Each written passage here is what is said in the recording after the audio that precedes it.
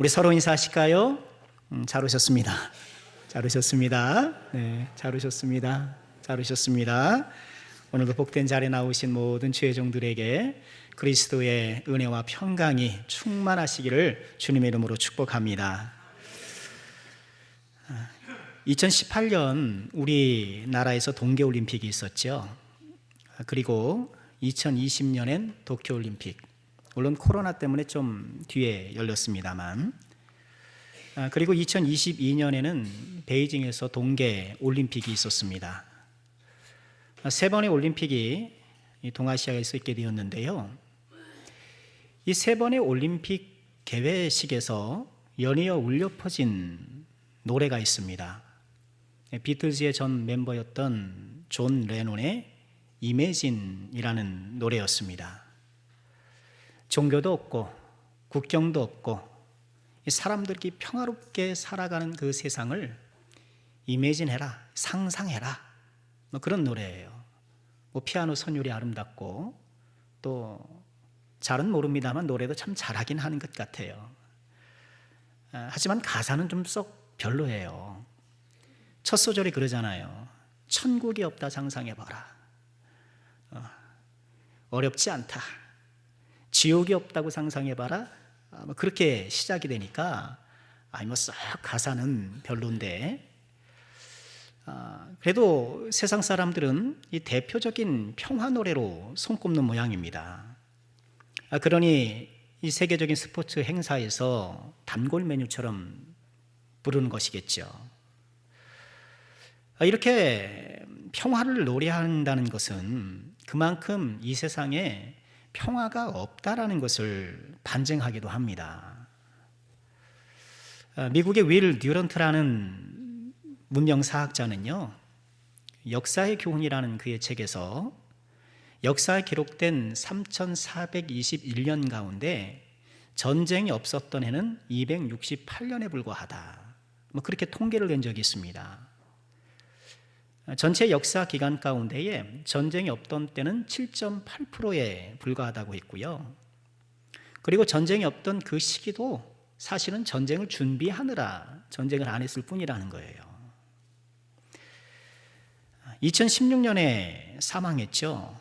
엘빈 토플러라는 이 학자도 2차 세계대전이 끝난 1945년부터 1990년까지 2340주 동안 전쟁이 없던 시기는 단 3주뿐이었다, 이렇게 통계를 낸 적이 있습니다. 얼마나 세밀하게 정확한지까지는 모르겠습니다만 그만큼 전쟁이 계속되었다는 것은 사실인 것 같아요. 인류의 역사는 전쟁의 역사라 해도 과언이 아닐 것입니다. 지금도 전쟁이 일어나고 있지 않습니까? 우크라이나와 러시아 계속 전쟁 중에 있고, 세계 곳곳에서 내전을 비롯한 여러 물리적 충돌이 끊이지 않고 있지요. 또 총과 미사일 이런 무기를 사용하는 전쟁이 아니더라도 지금 세계는 경제전쟁 중이 아닌가. 미국과 중국이 패권을 놓고 지금 싸우고 있잖아요. 우리나라 정말 빈장해야 돼요.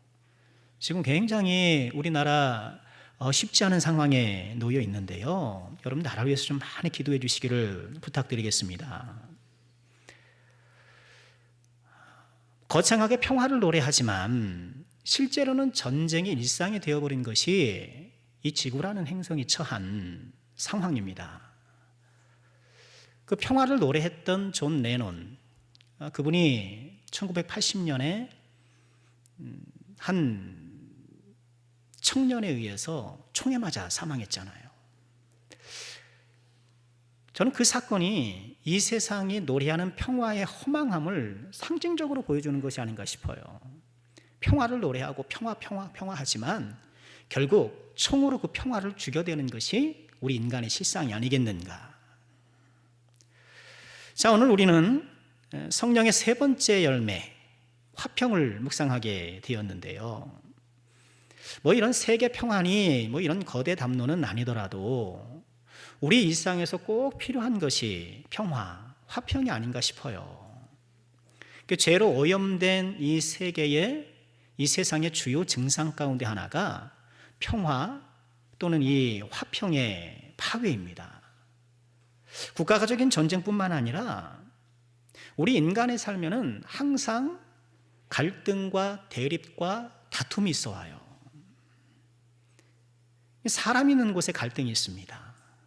사람 있는 곳엔 항상 다툼이 있어요. 여러분 가만히 보세요. 갈등 없는 가정이 별로 없고, 여러분 회사나 가면 회사에서도 이렇게 저런 갈등과 대립들이 크게 작게 있고요. 여러분은 나라 전체를 보십시오.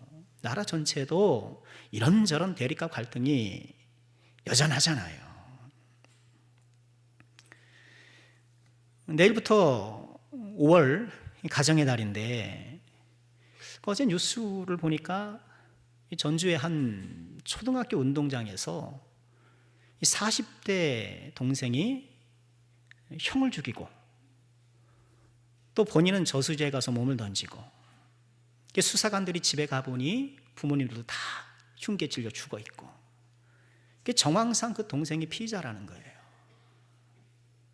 한 가정이 완전히 평화가 깨어지고 무너져 내리는 것 멀지 않잖아요. 이런 극단적이고 끔찍한 중범죄는 아니더라도 여러분 어떤가요? 여러분 삶에 평화가 있습니까? 지금 심령과 또는 관계 사이에 화평이 자리 잡고 있습니까? 가족들과 이웃들과 사이좋게 잘 지내고 계십니까? 우리 시대의 화평이, 우리 모두에게 화평이 참 절실한데요.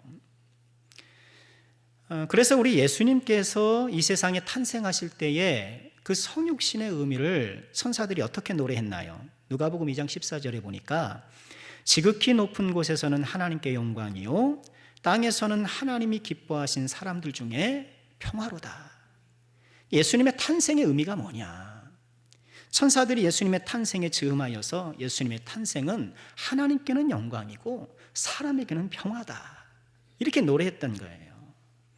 예수님이 왜 이 세상에 오셨는가? 여러 신학적, 교리적 설명이 가능할 수 있겠습니다만 그 가운데에 또 중요한 것 한 가지, 평화를 주시기 위하여, 화평을 주시기 위하여 오셨다는 거예요.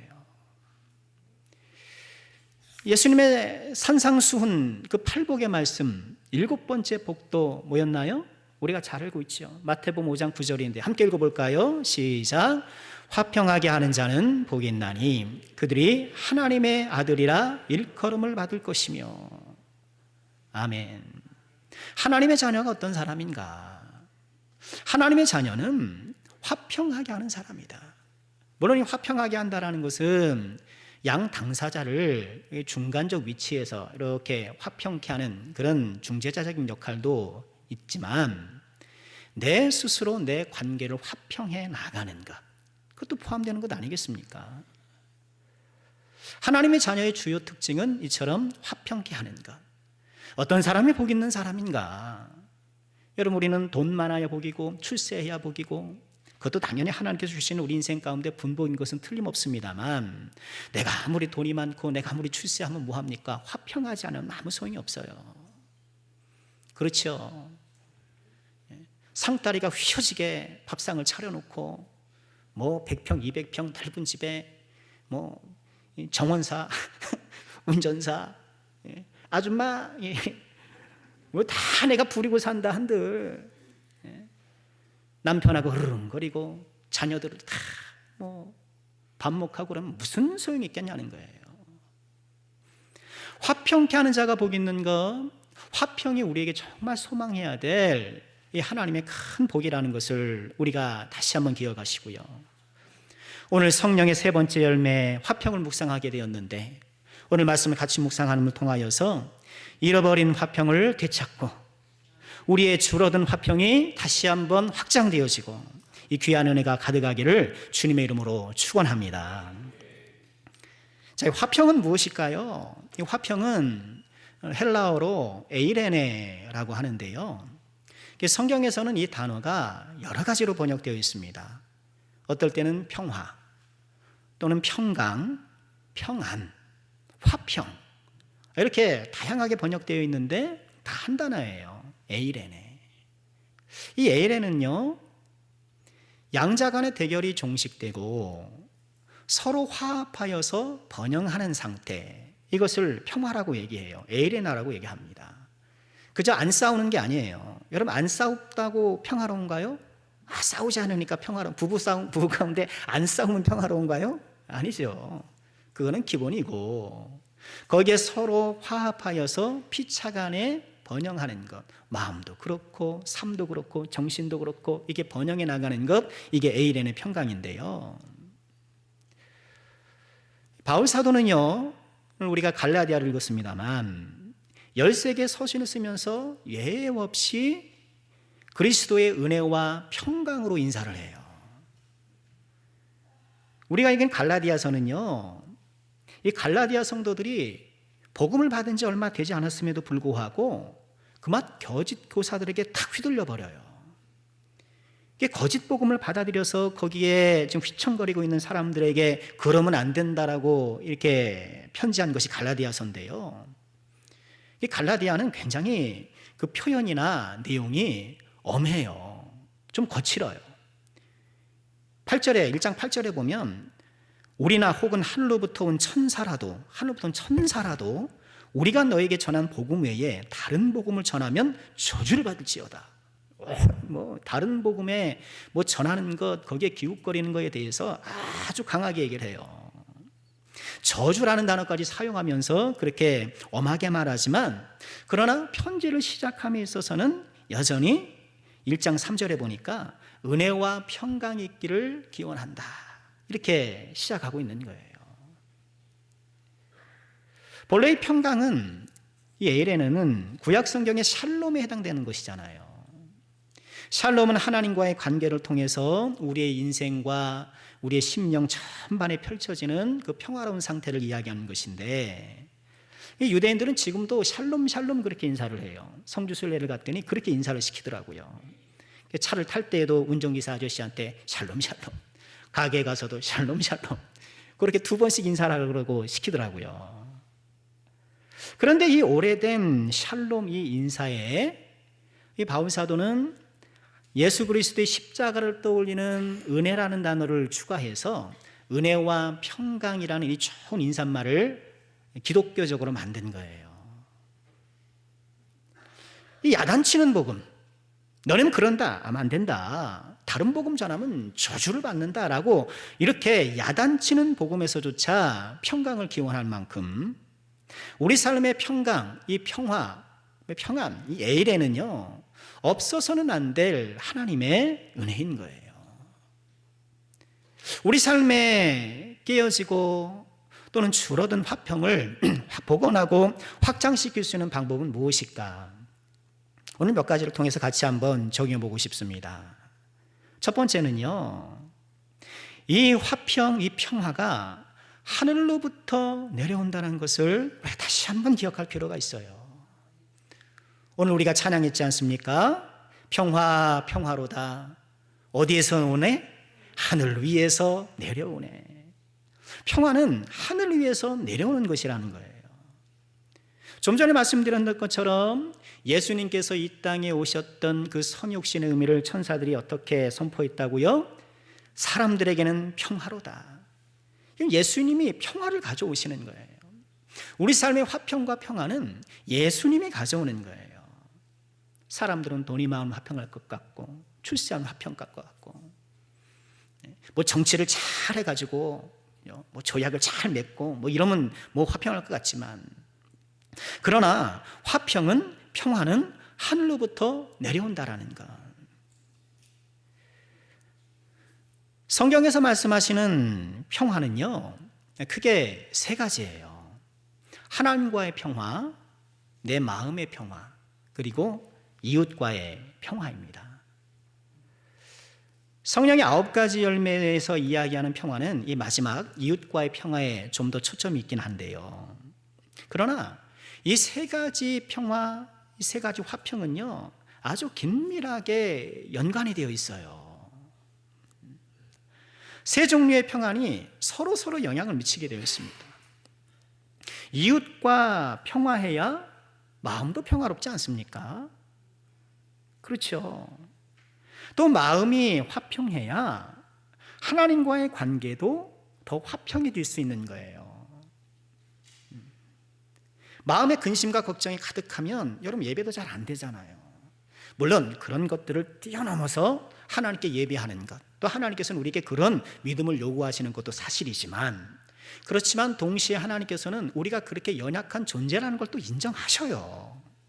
그래서 우리 삶에 복을 주시고 우리 삶에 이렇게 조정해 주심을 통해서 또 우리의 마음을 평안케 하사 또 하나님께 영광 올리게도 하시는 거예요. 그렇지 않습니까? 지금 내가 당장 먹고 살기 힘들고 내가 참 생존선에 걸려가지고 달랑달랑 하는데 와서 예배를 드려도 예배 같지 않고 막 그러죠. 다른 사람들은 다 문제 없어 보이고, 그런데 나는 왜 이럴까 막 이런 걱정하고, 그렇게 마음 걱정 가득하게 교회에 앉아 있으면요, 시험 들기도 쉬워요. 누가 한마디 하면 괜히 삐지고요, 괜히 나한테 뭐라 그러는 것 같고. 우리 마음이 평안해야 또 하나님과의 관계도 평안해질 수 있는 거예요.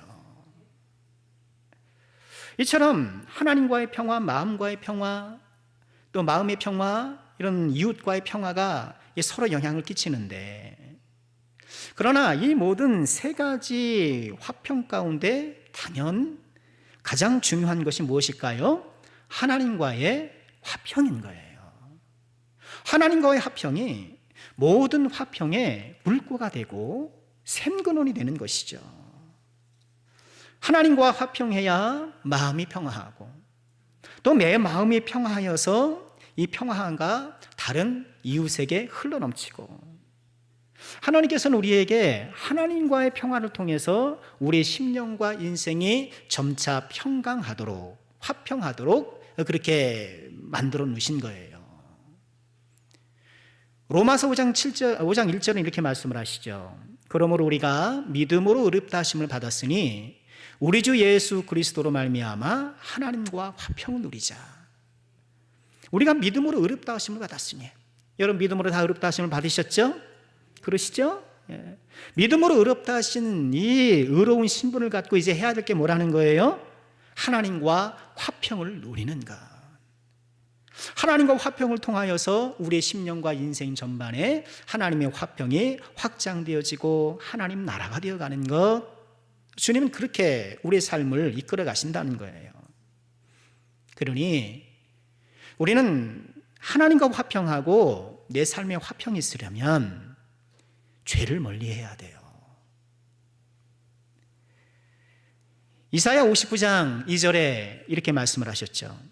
오직 너희 죄악이 너희와 너희 하나님 사이를 갈라놓았다. 우리와 하나님 사이를 갈라놓은 것이 있어요. 뭐죠? 죄가 자꾸 갈라놓아요. 우리 인간관계에서도 그러면 안 되는데, 가까운 친구 사이도 갈라질 때가 있잖아요. 돈 문제 때문에 갈라지기도 하고, 또 때로는 뭐 정치적인 신념 때문에 갈라지기도 하고, 성격 때문에 갈라지기도 하고, 이렇게 인간관계가 갈라지고 멀어질 때가 있는데, 하나님과 우리 사이를 갈라지게 하고 멀어지게 하는 게 뭐라는 거예요? 죄라는 거예요. 하나님은 죄를 싫어하시잖아요.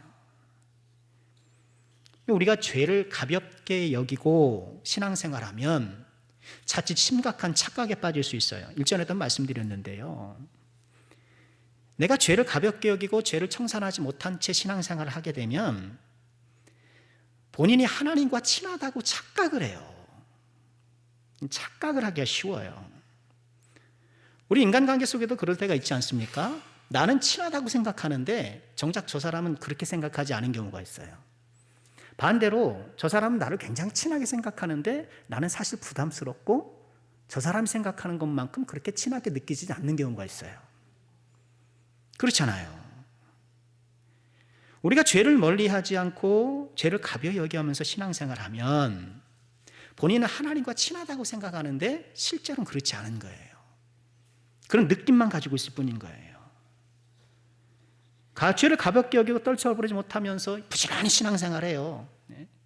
죄를 회개를 통해서 청산해야 되는데 죄를 봉사로 청산하려고 해요. 예배를 잘 드려서 내가 죄를 상쇄시키려고 해요. 그렇지 않아요. 죄는 오직 회개와 그리스도의 피로 용서로 받아야만 해결이 되는 거예요. 하나님, 제가 죄를 졌으니까 제가 이렇게 좀 할게요. 제가 이건 못 버리는데요, 내가 예배 잘 드리고요, 봉사하고 헌금도 좀 하고요, 뭐 이렇게 할게요. 그럴 것 같으면 예수님 뭐하러 십자가에 달려 돌아가셨어요? 우리가 선행을 쌓고 우리가 열심히 경건생활 잘해서 우리 죄를 무마시킬 수 있다고 한다면 주님이 뭐하러 십자가에 달려 돌아가셨겠어요? 그건 안 되는 거예요. 여전히 내가 죄를 끌어안고 버리지 못하고 다른 신앙적인 열심으로 죄를 상쇄시키려고 하는 이런 노력들은 헛수고예요. 그렇게 되지 않아요. 그런 가정 가운데 잘못된 착각만 들어서기 쉬워요. 아, 난 주님과 친해. 내가 이렇게 예배드리는데, 내가 이렇게 우리 교회 내가 수년 섬겼는데, 내가 그렇게 내가 직분 있고 내가 어쩌고 하는데 어쩌고 하는데. 마태복음 7장 21절에 예수님이 뭐라 그러셨나요? 나더러 주여 주여 하는 자마다 다 천국에 들어갈 것이 아니요 다만 하늘에 계신 내 아버지의 뜻대로 행하는 자에 들어가리라. 그날에 많은 사람이 나에게 와서, 사람이 많대, 그런 사람이 많대요. 이거 우리가 주의해야 돼요. 그런 사람이 많대요. 많은 사람이 와서 주여 주여 우리가 주님 이름으로 선지자 노릇하고 이름으로 귀신을 쫓아내고 주의 이름으로 많은 권능을 행하지 아니었습니까? 주님, 저희가 주님의 이름으로, 남의 이름으로 한 게 아니에요. 자기 이름으로 한 것도 아니에요. 주님의 이름으로 선지자 노릇했지 않습니까? 목사 노릇하고 장 노릇하고 권사 노릇하지 않았습니까? 집사 노릇하지 않았습니까? 다 노릇했다는 거예요. 노릇. 그때 내가 그들에게 밝히 말하되 내가 너희를 도무지 알지 못하나니 불법을 행하는 자들아 내게서 떠나가라. 그러니까 본인은 친하다고 철석같이 생각했는데 결국 주님 앞에 서서 주님으로부터 외면당하는 거예요. 여러분, 이 말씀 정말 무섭지 않습니까?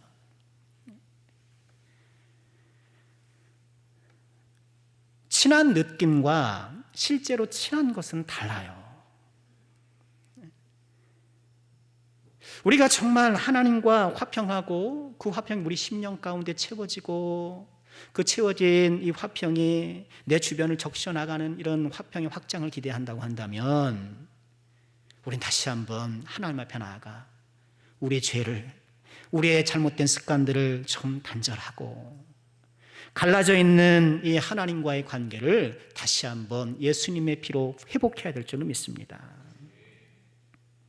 하나님과 화평하려면 하나님과 교제해야지요. 그렇죠? 여러분, 사람들과 친해지려면 어떻게 해야 돼요? 자주 만나야 돼요. 하나님과 화평하려면 하나님과 교제해야 돼요. 말씀과 기도를 통해 주님을 자꾸 만나셔야 돼요. 기도를 통해서 내 마음과 사정을 아뢰고 말씀으로 찾아오시는 주님의 뜻과 음성을 듣고. 요즘 주님과 교제가 잘 되고 계십니까? 잘 되셔야 돼요. 그러니까 내 하루 일과에 주님과 교제하는 시간이 확보되어 있어야 돼요. 여러분, 제가 가만 보니까요, 평생 이거 못해요. 제대로 하지 않으면요 평생 못합니다. 하나님과 교제 못해요. 자칫하면 목사가 평생 그 얘기만 하다가 끝내겠어요. 여러분, 하나님과 교제하십시오. 말씀과 기도를 계속 이 얘기만 하다가 끝날 것 같아요. 정말 내가 하나님과 화평하고 하나님과 깊은 교제를 나누기 원한다면 내 하루에 5분이 됐든 10분이 되었든 20분이 되었든 찬양하고 말씀하고 기도하고 그런 시간을 가지셔야 돼요. 그것부터 시작하셔야 돼요. 여전히 죄를 즐기면서 하나님과 교제하는 일을 등한히 여기면서 하나님과 화평하기를 원한다는 것은 사실 불가능한 일이에요. 하나님은요, 우리 삶의 크고 작은 문제를 하나님과의 관계 속에서 풀어나가도록 하셔요. 하나님 항상 그러셔요. 우리 가정의 문제도 어떻게 해요? 하나님 앞에 나가 하나님과의 관계 안에서 풀어나가야 되는 거예요.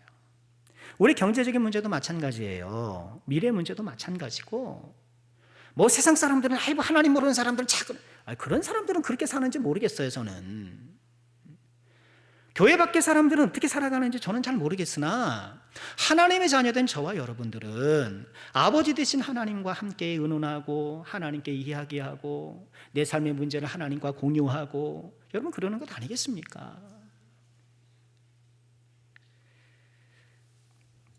내 삶의 화평이 실정이 되었다면, 내 삶의 화평이 저하되었다면, 이 화평의 아버지, 이 평화의 주인 되신 주님께 다시 한번 나가야 되는 거예요.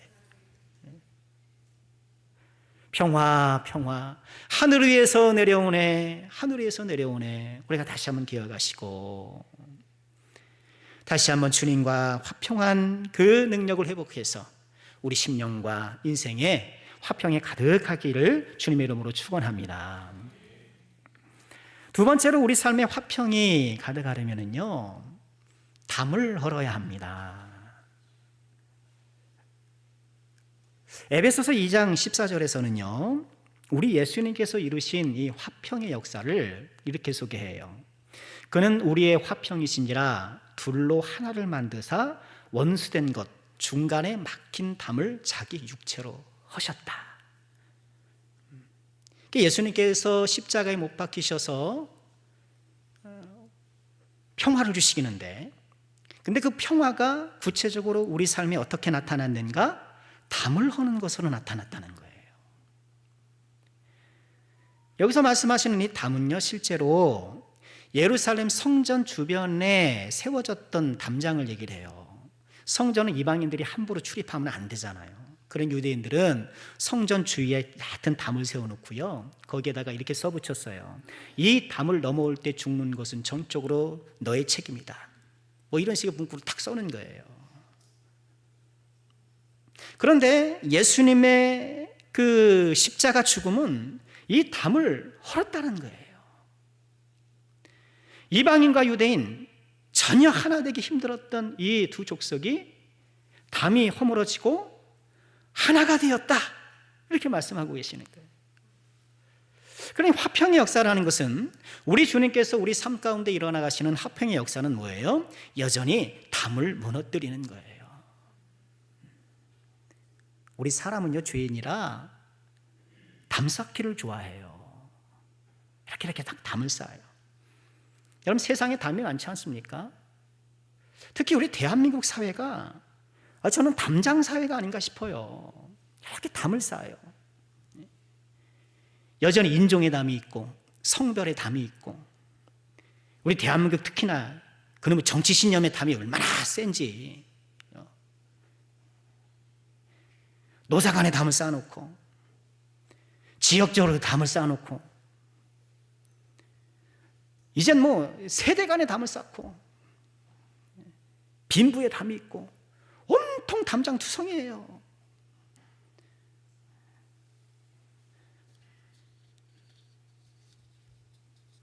우리나라 정말 큰일이에요, 여러분. 세상에 이럴 때가 있는가? 아직도 이데올로기에 사로잡혀가지고 이데올로기 담을 탁 쳐놓고 뭐 서로 막 정죄하는 거예요.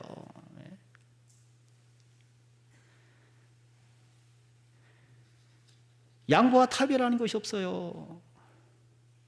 내 담장에 들어오지 않는 사람은 다 적인 거예요.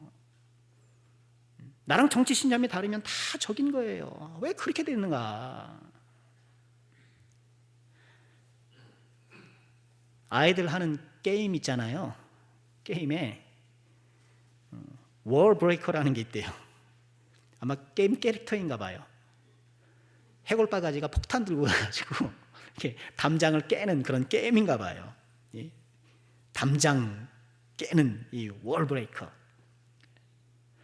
여러분, 우리 하나님의 사람들은 지금 이 시대는 월 브레이커가 아니라 월 메이커잖아요. 자꾸 담장치고 이런 사회 가운데 우리 예수 믿는 사람들이라도 이런 담장을 좀 허무는 사람이 되어야 되지 않을까요? 우리 예수 믿는 사람들은 외국인 노동자, 가난한 나라에서 온 분들은 정말 존중히 여겨야 돼요. 좀 낮춰보고 쉽게 얘기하고 막 그러시면 안 돼요. 우리 주변에도 그런 분들 계시지 않습니까?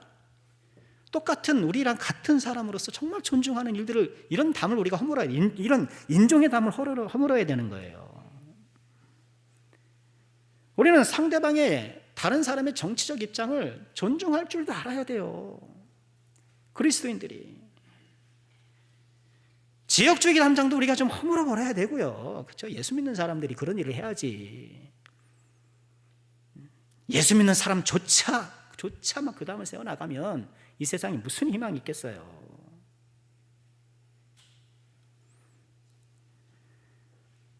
이 시대에 저와 여러분, 하나님의 자녀로 부름받은 우리들은요, 정말 월 브레이크가 되어서, 담장 깨는 자가 되어서 이 사회에 화평을 이루는 화평의 사자들, 화평케 하는 자들이 될 수 있기를 주님의 이름으로 축원합니다. 왜 우리말에 담 걸렸다는 거 있잖아요. 담 걸렸다. 담이 걸렸다. 근데 한의학에서는요, 이 담을 아주 중요한 증상으로 보는가 봐요. 동의보감에 이런 말이 있대요. 십병구담, 괴병치담. 이 십병구담이라는 것은요, 10가지 병 중에 9가지는 담 때문이다. 괴병치담은 병이 괴상한 거예요. 병이 원인을 알 수 없을 때는 담을 치료해야 된다. 뭐 그런 의미래요. 뭐 얼마나 정확한지는 모르겠습니다만, 담을 치료해야 몸의 병을 제거할 수 있다, 이런 것 아닙니까? 물론 우리가 허물어야 될 담과 우리 몸에 있는 담은 말은 같지만 뜻은 다르지만, 그러나 이 담으로 인해 겪게 되는 피해는 비슷한 것이 아닐까요? 우리 몸에 담이 자꾸 생기면 병이 들고 힘들어지는 것처럼, 나의 심령과 나의 인생 가운데 자꾸 담이 세워지면 화평을 상실해지고 고통하는 것 아닐까요? 우리는 어떻게 이 담장 깨는 자, 월브레이커가 될 수 있을까? 2가지만 적용하고 말씀 마치고 싶어요. 첫 번째는 자주 이야기하는 거예요. 자주 이야기하는 거. 자주 대화하는 거예요. 우리 담이 걸리면 잘 풀어줘야 되잖아요. 여보, 풀어줘야 되잖아요. 그런 것처럼 이 혈액이든 진액이든 우리 몸의 순환이 잘 되게 풀어줘야 되는 것처럼, 우리 인간 사이의 담도 서로 대화하고 자주 교제할 때 그것이 풀어지는 거예요. 너무나도 단순한 이야기지만, 당연한 이야기지만. 가족끼리도 마찬가지입니다. 여러분, 대화가 잘 이루어지고 있나요? 대화가 안 돼요. 대화가 안 돼요. 그렇죠? 우리 남편하고는 대화가 안 돼요. 우리 부인하고는 말이 안 통해요. 그래도 어떻게 해야 돼요? 자주 대화해야 돼요. 가족끼리도 대화할 기회를 만들어야 돼요. 여러분, 자녀들하고 좀 깊이 있는 대화를 하기가 쉽은가요? 야, 앉아봐라. 앉아봐라 하는 순간 대화는 안 되는 거예요. 내가 할 말이 있다. 그러는 순간 대화의 문은 닫히는 거예요. 저희 가정이 가정 예배를 좀 다시 시작했어요. 이전에 같이 살 때 한참 하다가 떨어져 사니까 이게 잘 못했는데, 온라인 예배로 이제 다시 하기로 했습니다. 온라인 예배로. 주일 저녁 9시 반에. 피곤한데요. 주일 저녁에 참 피곤한데 하기로 했어요. 같이 예배를 하면서 찬송 한 장 부르고 성경을 이제 한 장씩 돌아가면서 교독합니다. 그리고 나서 초간단 메시지를 하고 끝나요. 딱 한마디 한마디 하고, 그리고 이제 자기 근황 얘기하기로 한 거예요. 물론 그 영상 예배를 통해서 뭐 충분하게 자기 이야기를 할 수 있는 시간은 못 돼요, 사실. 근데 저는 이번 주에 이런 일은 해야 되는데요. 그래서 저는 좀 이렇고 마음이 좀 이렇고 저렇고 해요. 그럼 그런 이야기를 담아서 같이 기도해요. 뭐 예배 가운데 나눔과 대화가 충분하지는 모르겠으나, 그래도 그 시간이나마 자녀들하고 이렇게 좀 허심탄회하게 이야기를 하니까 저는 참 좋더라고요. 제 이야기도 하고. 담을 허는 방법은 자주 만나는 것 아닌가 싶어요. 우리 가정도 그렇고 교회도 그렇고. 그러니 여러분, 우리 지혜들끼리 좀 자주 만나시고, 전도회 우리 날도 좋은데 같이 야외 예배도 좀 가시고, 구역에서도 좀 자주 모여서 같이 차도 마시고 이 대화하고. 담장을 깨는 방법, 우리가 서로 믿음의 교제를 통해서 깊이 있는 대화를 나눔을 통하여서 자연스럽게 이 담이 낮춰지고 점점 사라지는 것. 담장을 깨는 두 번째 방법은요, 역시나 사과와 용서지요. 담 중에 가장 견고하고 오래가는 담이 미움의 담이더라고요. 마태복음 5장 23절에서 예수님이 이렇게 말씀하셨죠. 같이 읽어볼까요? 그러므로 예물을 제단에 드리려다가 거기서 내 형제에게 원망 들을 만한 일이 있는 것이 생각나거든 예물을 제단 앞에 두고 먼저 가서 형제와 화목하고 그 후에 와서 예물을 드려라. 예배 드리기 전에 담이 생각난다면 그거 허물고 와서 예배 드리라는 말씀이잖아요.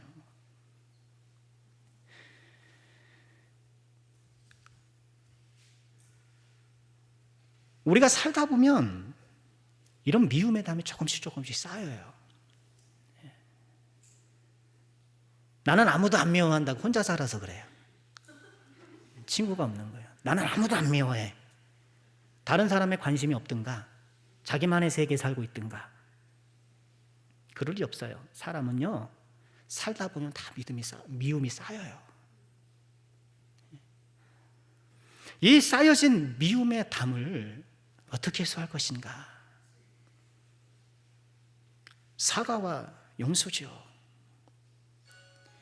여러분, 예수님의 가장 큰 능력이 뭘까요? 예수님은 병자도 고치시고 귀신도 쫓아내시고, 예수님은 정말 능력의 주님이신데, 예수님 능력의 가장 최고봉은 십자가의 죽음이에요. 그 용서의 능력, 화해의 능력, 이것이 진짜 능력이에요. 여러분, 능력 있는 사람이 어떤 사람이에요? 사과할 수 있는 사람, 용서할 수 있는 사람이 능력 있는 사람인 거예요. 그게 진짜 능력이에요. 하늘을 가르는 것보다, 땅을 흔드는 것보다 화해하는 능력이 진짜 능력이에요. 주변 보세요. 무능한 사람은요, 사과 안 합니다. 안 보세요. 사과 안 하는 사람의 특징은 무능과 오만이에요. 사과 안 합니다.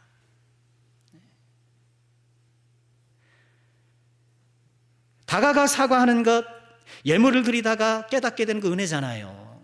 은혜 받은 자가 먼저 가서 이 담들을 제거하고 하나님 앞에 나오는 것이 정말 은혜예요.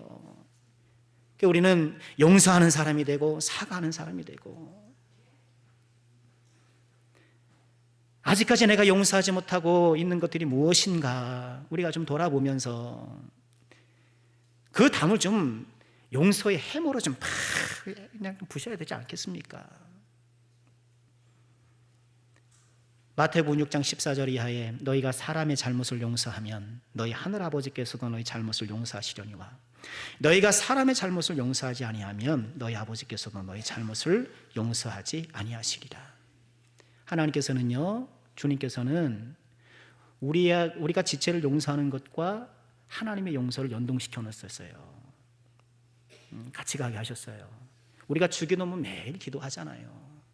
우리가 우리에게 죄 지은 자를 사하여 준 것 같이 우리의 죄를 사하여 주옵소서. 주기도문 맨날 그렇게 하잖아요. 맨날 그렇게 하잖아요.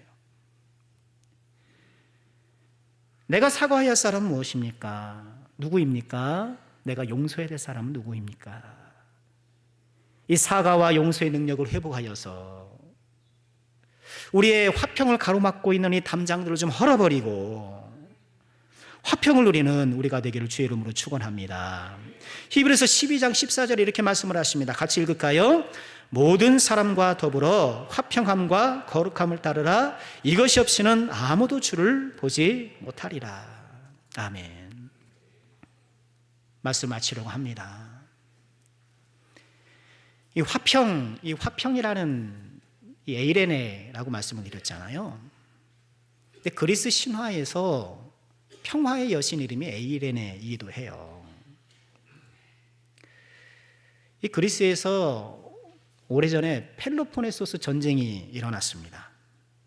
이 펠로폰네소스 전쟁은 예수님이 오시기 전 431년쯤에 그리스의 아테네, 스파르타, 우리 많이 들어봤잖아요. 아테네와 스파르타가 각각 동맹을 결성해서 막 전쟁을 벌였다는 거예요.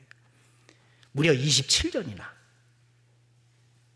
근데 이렇게 전쟁이 한창이던 때에 아리스토파네스라는 희곡 작가가 있었는데, 그 희곡 작가가 이 에이레네라는 이런 희곡을 발표합니다. 그리고 그것을 공연도 해요. 내용은 그래요. 이 아테네와 스파르타가 막 전쟁하니까 이 사람들이 얼마나 살기 힘들어요. 그러니 먹고 살기 힘들고 이 전쟁에 지친 어떤 농부가 쇳덩구리를 타고 이제 제우스 신전으로 간다는 얘기예요. 근데 왜 하필 쇳덩구리인가? 이 전쟁 때문에 다 황폐해지니까 남은 건 똥밖에 없는 거예요. 그러니 똥 먹고 자라는 쇳덩구리에게 똥을 잔뜩 먹여가지고 말처럼 키운 거예요. 그래서 쇳덩구리를 타고 신전에 간다는 거예요. 신전에 올라갔더니만 그 신전도 텅텅 비어 있는 거예요. 사람들이 전쟁하니까 신들도 다 돌아갔다, 다 그냥 질려버려가지고 떠났다는 거예요. 그 전쟁의 신만 남아 있는 거예요. 전쟁의 신이 절구에다가 아테네도 집어넣고 스파르타도 집어넣고 이것저것 집어넣고 막 절구 공기로 막 찔라 그러는 거예요. 찢고 있는 거예요. 근데 절구 공이가 뭔가 하면 이 전쟁에서 막 앞장서는 그런 그 장수들 있잖아요. 그걸 절구 공이 써가지고 막 이렇게 한다는 거예요. 그런데 이 절구 공이가 그만 사라져버린 거예요. 그 앞장섰던 사람들이 죽은 바람에. 그러니 이 전쟁의 신이 잠깐 자리를 비운 사이에 이 농부가 가만히 살펴보니까 저기 돌 무더기에 평화의 여신 에이레네가 갇혀 있다는 거예요. 그러니까 사람들을 막 데리고 와서 돌 무더기에 갇혀 있던 평화의 여신 에이레네를 이렇게 꺼내줬다는 거예요. 근데 꺼내줬는데 그 돌 무더기에 에이레네와 더불어서 풍요와 축제의 여신도 같이 있더라. 이 갇혀있는 에이레네를 꺼내줬더니 풍요와 축제의 여신도 같이 와가지고 뭐 이렇게 해서 내게 내려와서 이제 즐겁게 해가지고 뭐 풍요하고 축제하고 그랬다는 얘기인 거예요. 뭐 지어낸 얘기죠. 전쟁에 지쳐버린 이 희곡 작가가 얼마나 평화가 그리웠으면 이런 이야기를 썼겠는가.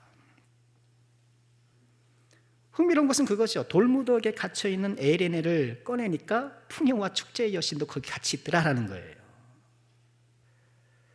뭐 거기서 말하는 풍요와 축제는 뭐 물질적이고 세속적인 것이겠습니다만, 여러분 비록 예수를 믿지 않고 하나님을 모르는 사람들이 지어낸 얘기이긴 하지만 그 안에서도 우리가 생각해 볼 것이 있지 않을까요?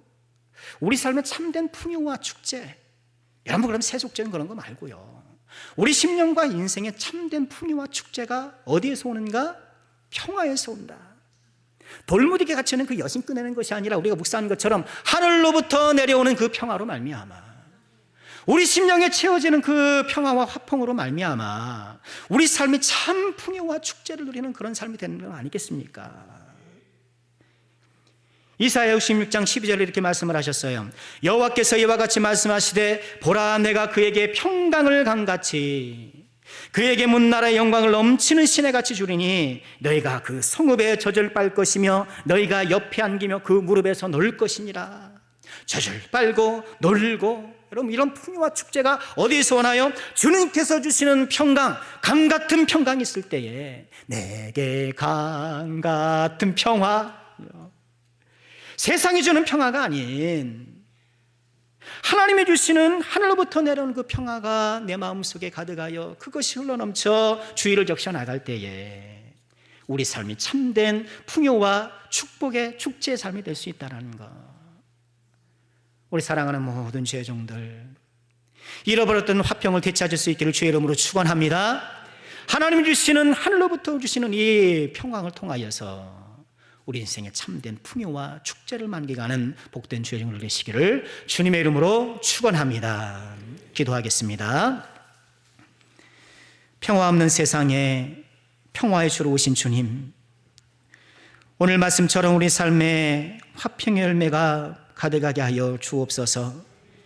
주님 주시는 그 평강이 우리 심령에 가득하여 마른 광야 같은 우리 삶도 화평의 샘물로 촉촉하게 하여 주옵소서. 이웃과의 선한 교제로 화평을 이루게 하시고 사과 용서로 화평을 복원하고 점점 확장해 나가는 능력의 종들이 되게 하여 주옵소서. 우리의 힘만으로는 부족하오니 성령께서 도우셔서 성령의 열매를 맺어 주옵소서. 화평의 주인이신 예수님의 이름으로 기도하옵나이다. 아멘.